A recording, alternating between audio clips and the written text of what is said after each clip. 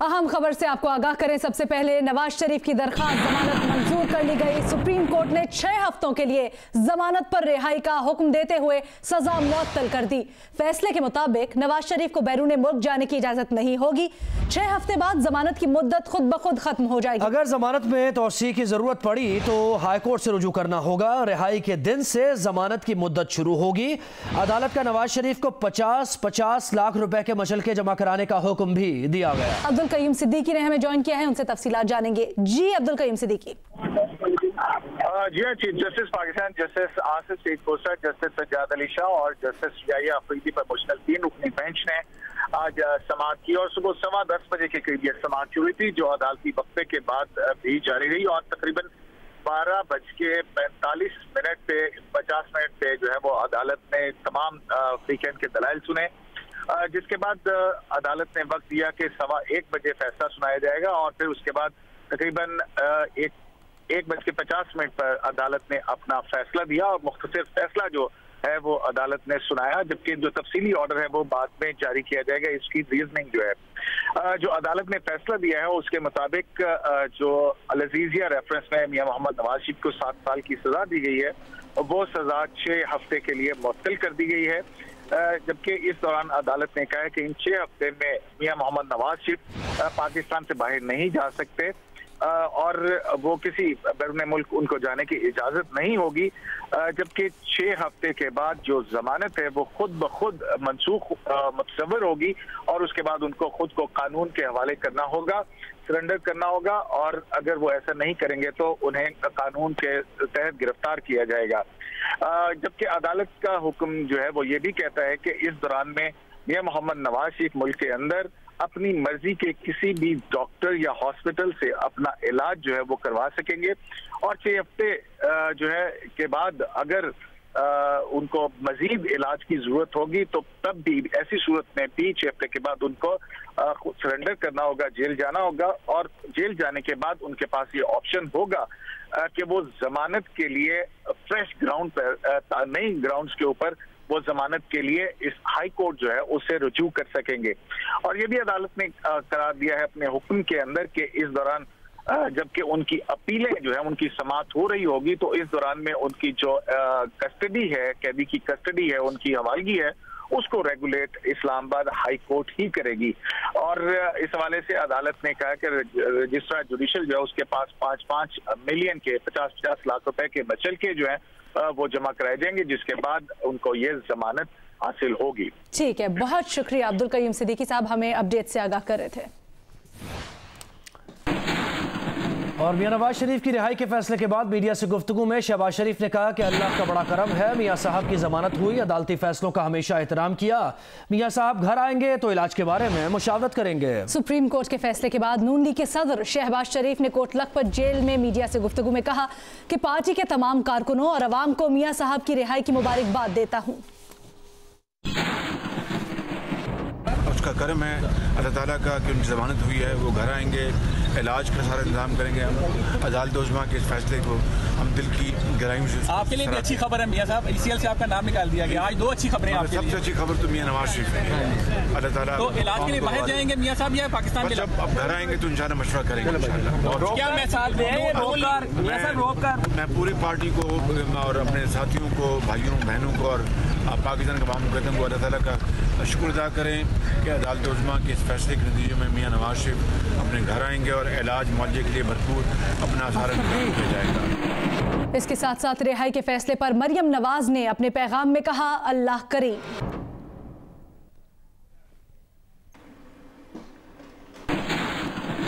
मियां नवाज शरीफ की जमानत पर रिहाई के फैसले के बाद मीडिया से गुफ्तगू करते हुए नून लीग के रहनुमा शाहिद खाकान अब्बासी ने कहा कि आज ये बात रिकॉर्ड पर आ गई है कि नवाज शरीफ की सेहत को शदीद खतरा है।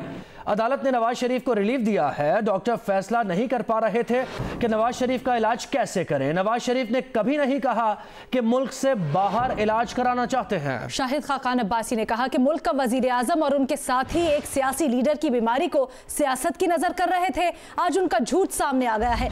वजीर आजम और उनके दर्जन चमचे सियासी लीडर की अदालत पर कमजरफी का मुजाहरा करते रहे। हमने कभी हुकूमतों को गिराने की साजिश नहीं की। बदकिस्मती से आज असेंबली को मफलूज कर दिया गया है। और नून लीग की तर्जुमान मरियम औरंगजेब कहती हैं कि आज अदालत में साबित हुआ कि पंजाब हुकूमत मियाँ साहब के इलाज की सहूलियात नहीं दे रही। ये साबित हुआ कि मियाँ साहब ने कभी भी तिब्बी सहूलियात को मुस्तरद नहीं किया। मजीद कहा कि इमरान खान समेत 2 दर्जन से जायद तर्जुमान 8 माह से नवाज शरीफ की तबीयत पर सियासत कर रहे थे। जो कहते थे कि नवाज शरीफ लंदन जाना चाहते हैं वो माफ़ी मांगे। मरियम औरंगजेब ने कहा कि हुकूमत ने 8 माह में अवाम को महंगाई के सिवा कुछ नहीं दिया। गैस और बिजली के बिल के अलावा हुकूमत ने कुछ नहीं दिया।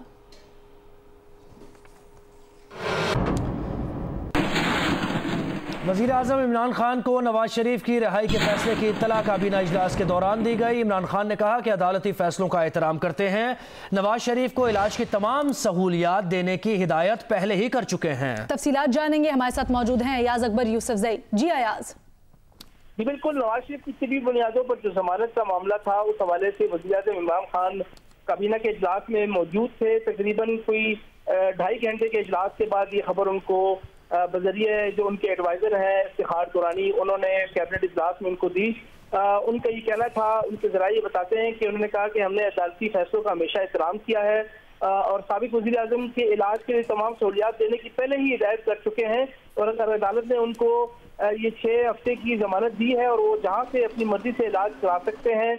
हमारी तरफ से अभी भी ये ऑफर है हुकूमत की तरफ से कि अगर अभी भी उनको इलाज के हवाले से हुकूमत से किसी किस्म की मामला दरकार है तो हुकूमत उसके लिए बिल्कुल तैयार होगी। उन्होंने कहा मुल्क में अदालतें और इदारे जो है वो खुद मुख्तार है, जो भी फैसला करते हैं उसके हवाले से हुकूमत का कोई ना तो उनके ऊपर प्रेशर है और ना कभी हुकूमत ने इस किस्म की कोई कार्रवाई करने की कोशिश की है। उन्होंने कहा कि हम साबिक वज़ीर आज़म नवाज शरीफ की सेहत के लिए दुआगो हैं कि अल्लाह ताला उनको जो है जल्द से एहतियात करे। जी बहुत शुक्रिया अयाज अकबर यूसुफजई, आपने डिटेल्स दी। दूसरी जानिब लाहौर हाई कोर्ट ने शहबाज शरीफ का नाम ECL से खारिज करने का हुक्म दे दिया। शहबाज शरीफ के वकील ने अपने दलाइल में कहा कि शहबाज शरीफ नैब की हर इंक्वायरी में पेश हो रहे हैं। शहबाज शरीफ नैब से मुकम्मल ताउन कर रहे हैं। ECL में शहबाज शरीफ का नाम शामिल करना बदनीयती है।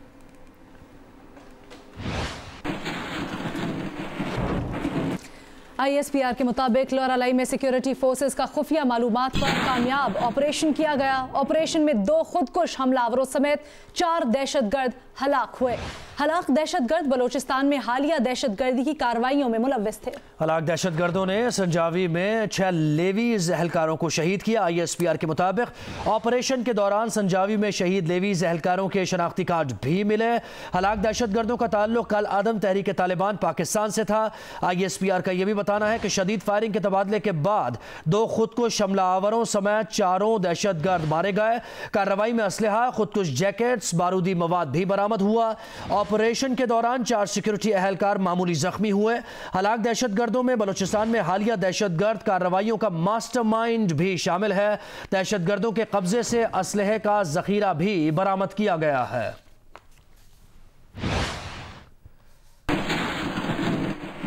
पीपल्स पार्टी का ट्रेन मार्च कारवाने भुट्टो बिलावल भुट्टो की क़यादत में अपने सफर पर रवां दवा है।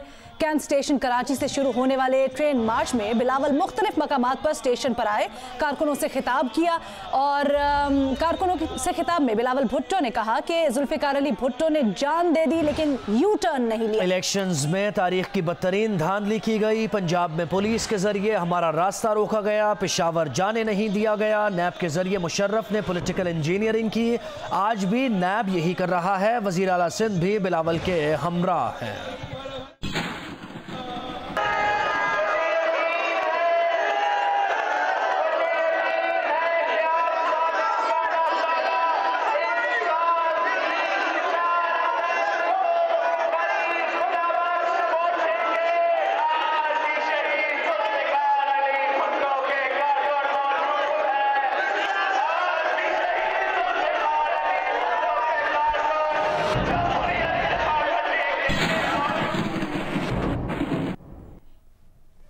और बिलावल भुट्टो जरदारी का कारवान भुट्टो कोटरी स्टेशन के करीब पहुंच गया है। नुमाइंदा जियो न्यूज़ कामरान रजी ने हमें ज्वाइन किया है। कामरान, कहिएगा इस वक्त आप क्या मनाजिर देख रहे हैं वहाँ?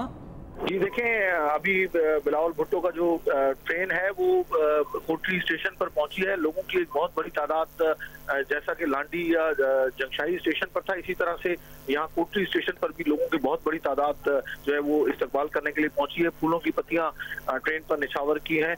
बिलावल भुट्टो जरदारी अभी अपने सलून में ही हैं, अभी बाहर नहीं निकले। इसके साथ ही जो सूबाई वज़रा हैं, वज़ीर आला सिंध उनके साथ सलून में मौजूद हैं, जबकि सूबाई वज़रा बैरिस्टर मुर्तज़ा वहाब, नासिर शाह, मुकेश कुमार चावला, सईद गनी, शब्बीर बजारानी समेत दीगर जो सूबाई वज़रा और पीपल्स पार्टी के अहदेदार हैं वो भी इस ट्रेन में सवार हैं, जबकि कारकुनों की एक बहुत बड़ी तादाद भी बिलावल भुट्टो के साथ है।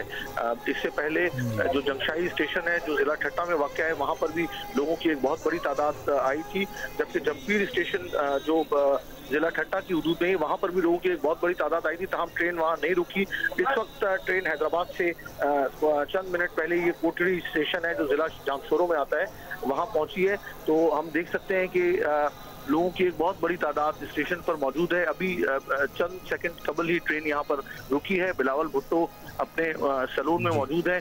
तकरीबन आधा घंटा ट्रेन यहाँ पर रुकेगी, और बिलावल भुट्टो जरदारी जो यहाँ आने वाले कारकुनान हैं, जो लोग हैं, उनसे खिताब भी करेंगे। इसके बाद ट्रेन हैदराबाद पहुँचेगी और फिर उसके बाद टंडो आदम, शहजादपुर से होती हुई नवाबशाह में आज का जो ये ट्रेन का सफर है ये खत्म होगा। आज रात बिलावल भुट्टो कारवान भुट्टो इस वक्त कोटरी स्टेशन के करीब पहुंच गया है। कामरान रजी हमें अपडेट कर रहे थे, बहुत शुक्रिया आपका। और आपको बताएं कि पीपल्स पार्टी के रहनुमा मौला बख्श चांडियो कहते हैं हुक्मरानों के दिन गिने जा चुके हैं। आने वाला हर दिन हुक्मरानों की जिल्लत और शिकस्त का दिन है। मौला बख्श चांडियो ने कहा कि वजीर आजम के पास अयान अली के अलावा कहने को कुछ नहीं। महंगाई के तूफान ने अवाम को हिलाकर रख दिया है। बिलावल साहब अवाम के बीच में हैं और हुक्मरानों के दिन गिने जा चुके हैं। आने वाला हर दिन पाकिस्तान पीपल्स पार्टी के ताकतवर होने का दिन है। आने वाला हर दिन हुक्मरानों की जिल्लत का दिन है, शिकस्त का दिन है। अब इनके पास गालियां भी खत्म होती जा रही हैं।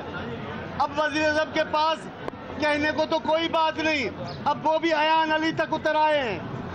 ये इमरान खान साहब अयान अली से आगे जाएंगे ही नहीं। महंगाई के तूफान ने पूरे पाकिस्तान के अवाम को हिला के रख दिया है। ये महंगाई इन हुक्मरानों को डुबोएगी। अवाम बगावत का फैसला कर चुके हैं इस हुकूमत से। दूसरी जानिब वफाकी वजीर इत्तलात फवाद चौधरी कहते हैं कि आज कराची से दुनिया के पहले अब्बू बचाओ ट्रेन मार्च का आगाज हुआ है। बिलावल भुट्टो जरदारी के कारवाने भुट्टो मार्च पर अपना रद्द-ए-अमल दिया फवाद चौधरी ने, और उन्होंने कहा कि ट्रेन मार्च पहली तारीख है जो करप्शन के तहफ़्फ़ुज़ के लिए शुरू की जा रही है। Hi, I'm Mohammad Junaid. Thanks for watching Geo News. For more videos and updates, don't forget to click the subscribe button. Keep watching Geo News.